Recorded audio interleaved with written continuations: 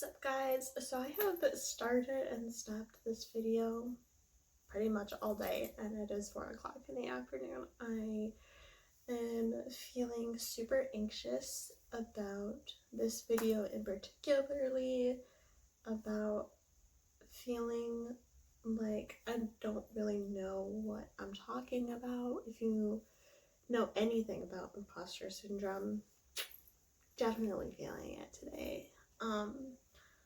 And so I'm just gonna tell you guys what I have learned on my journey and my research. So with PNES, or not, let's just put PNES to the side. With trauma in general, childhood trauma, any kind of trauma, your brain has one job, and it's to protect you. So if you go through something traumatic in your life, your brain was like, we're not going to worry about that. Let's put that to the side because we have one job, and it's to survive. And that memory, it doesn't really help us to survive. So it puts like a barricade around that memory so we don't remember it. And especially with childhood trauma, your brain is like, I feel like, works 10 times as harder to protect you because you're a child.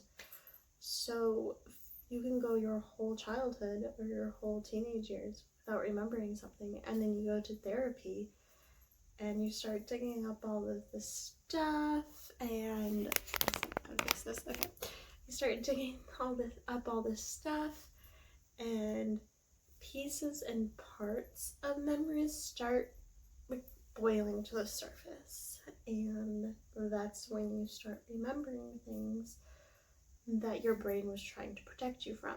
Now, it's not a bad thing to remember traumatic stuff that happened because you need to heal from that stuff. Your brain was pushing those traumatic events to the side because you weren't ready to handle that quite yet. Now that you're in therapy and you have someone who knows how to walk through the process, they can unpack that traumatic event with you safely in a safe environment. So with people who have memory issues, they tend to have more of memory issues when they are going through their day-to-day. I could be on the phone with my doctors, and if I don't write down my appointment right then and there, forget it. I totally will not put my appointment in my calendar, and I will forget what time I was even supposed to be there until they give me a text like the day before, like, hey, you have an appointment, and then I'm like, oh crap, like I need a ride because I can't drive. So having sticky notes, having planners, having digital planners on your computer is a lifesaver for me, especially because if I am in bed and all of a sudden I remember something, I have to write it down right then and there, or else I'm not going to remember it. So having my planner on my computer or on my phone, super handy. And what else do I use?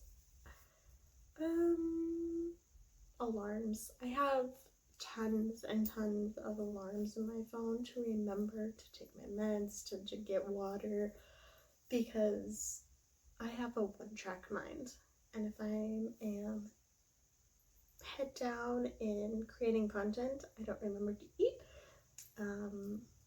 nothing. So, and then that causes a seizure, so you see how that goes.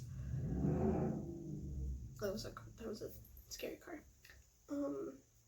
So it's not, memory loss isn't just for people who have PNES.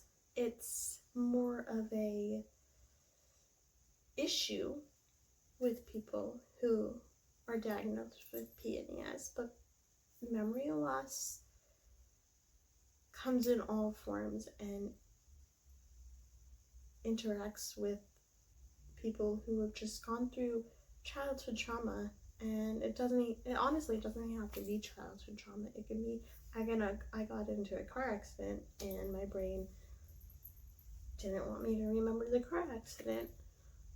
So it's just helpful to have little reminders on your phone and little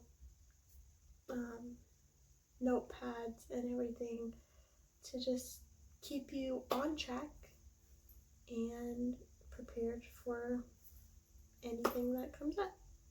So I hope you guys like this video. I feel like this video is kind of like all over the place. I'm sorry, it's not the best day today, but I really wanted to get a video up for you guys today. So like this video, make sure you subscribe and share this video to everyone who you think that needs it. And with that, we will see you guys later on my Instagram.